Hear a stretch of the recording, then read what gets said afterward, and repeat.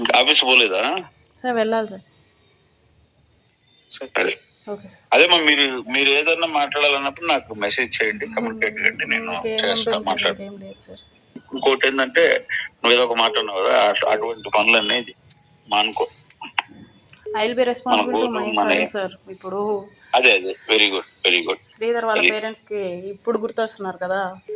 ఇన్నేళ్లకు అన్ని ఎదిగిన కొడుకు మీద వాళ్ళకి అంత ఉన్నప్పుడు ప్రపంచమే ఇంకా ఏం తెలియని నేను కొడుకు ఫస్ట్ మీద నుంచి శ్రీధర్ ఉన్నప్పుడు కూడా నేను అదే చెప్పా. కాబట్టి I will be responsible to my sun.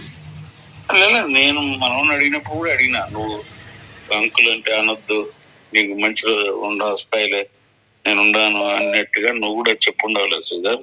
లేని పన్నట్టు అన్ని అసలు కల్పించినావు. ఇవన్నీ నిజాలంట, నేను అటు చెప్పలేదు ఇటు చెప్పలేదు అంటాడు ఎవరు నా మనిషి. ఒక విషయం, మీరు నిన్న మాట్లాడిన మాటలు బట్టి నేను ఏమర్థం చేసుకున్నా అంటే శ్రీధర్ అతనికి ఫేవర్ గానే చెప్పుకున్నాడు. ఎందుకంటే వెనెవర్ యూ కాల్ ఒక విషయం చెప్పారు కదా, అది ఓన్లీ శ్రీధర్ మాత్రమే చెప్పగలడు. శ్రీధర్ ఏదైనా సరే తనకి ఫేవర్ గానే చెప్పుకోగలడు, కానీ తను ఏం చేశాడు అనేది చెప్పడు. మీకు తెలియని విషయం కూడా చెప్పనా నేను? అసలు శ్రీధర్ దృష్టికి మీ దృష్టికి రాని విషయాలు నాకు వచ్చింది, మీది కాదు బయటది. ఏంటి సార్? జెంటిల్ గా జనసేన అంటే ఇన్స్టాలో అమ్మాయిలు గాని అబ్బాయిలు గాని క్లోజ్ ఉంటారు.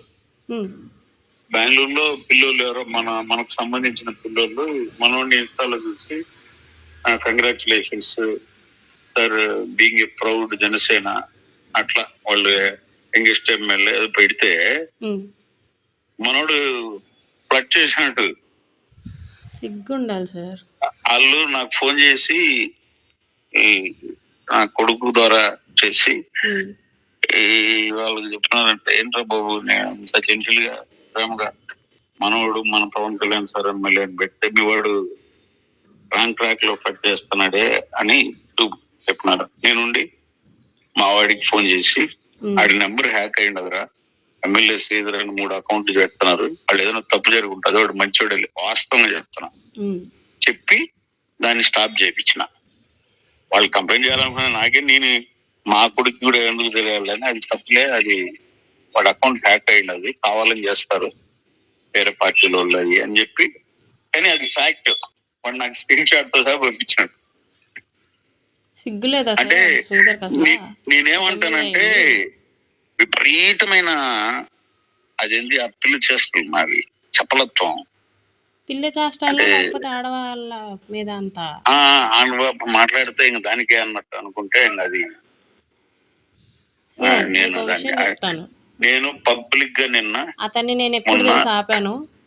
వాళ్ళ పెద్దోళ్ళని కూర్చోబెట్టి కూడా చెప్పిన, ఓకే మీరు ఆ పాపతో మాట్లాడు, వాటితో నాకేందని ధైర్యంగా సమాజంలో ఆ పాప బతకగలదు, రేపు ఇంకొక పాప పరిస్థితి ఏందని అడిగినమ్మా నేను. ఇతనికి ఎక్కువ ఉంది చబలత్వము అని చెప్పి స్ట్రిక్ట్ గా చెప్పాలి కూర్చోబెట్టి అని చెప్పి అందరితో మాట్లాడి, అంటే ఇంపార్టెంట్ ఎవరైతే ఉన్నారో వాళ్ళ అందరికీ చెప్పిన. మనం బయట సివిల్ లైఫ్ లో ఉండేటప్పుడు ఏజ్ లే అనుకొని మనం 1-2 సార్లు క్షమించగలం, ప్రతిసారి అయితే క్షమించలేం, ఆ స్టెప్ కూడా తీసుకోము అని చెప్పి చెప్పడం జరిగింది. ఎక్కడ తెలుసా సార్ స్టాప్ చేసింది? టు బి ఫ్రాంక్ ఒక విషయం చెప్తాను, మీరు ఏమన్నా అనుకోండి దాని గురించి. అయ్యో తప్పలేదు. వైఫ్ ఉంది, నేను ఒకసారి వీడియో కాల్లో ఉంటే వాళ్ళ వైఫ్ అలా వీడి ముందు తిరుగుతుంటే, ఇది లెగిన్ లేస్తుంది, ఇది లెగిన్ లేసినా సరే శ్రీధర్ ఓకే వాడు అలాంటోడు. నేను అందుకే అంత స్ట్రిక్ట్గా ఉండింది. నాకేమి ఇదేంటి, నేను డబ్బుల కోసమో దేనికోసమో అయి ఉంటే 5 సార్లు ప్రెగ్నెన్సీ వచ్చింది సార్. 5 సార్లు ప్రెగ్నెన్సీలో ఏదో ఒక ప్రెగ్నెన్సీ నుంచేసుకొని డబ్బులు అడిగేదాన్ని. కానీ ఈ నా కొడుకు అసలు తప్పు పోకూడదు, పక్కకు పోకూడదు, వాడు పిల్ల చేష్టాలు కానీ లేకపోతే అమ్మాయిల మీద మోజు కానీ, వాడు పక్కకైతే పోకూడదు, బాగుండాలి అని చెప్పేసి ఎంత రిస్ట్రిక్ట్ చేసి ఎంత అదుపులో పెట్టానో నాకు తెలుసు సార్. వాళ్ళ వైఫ్ ఎవరు సార్? అన్న అని పిలిచినప్పుడు ఆమె వదిన అవుతుంది కదా సార్. దరిద్రుడు. ఇంకా ఈ విషయాలన్నీ తెలిసి ఏ అమ్మాయి సార్?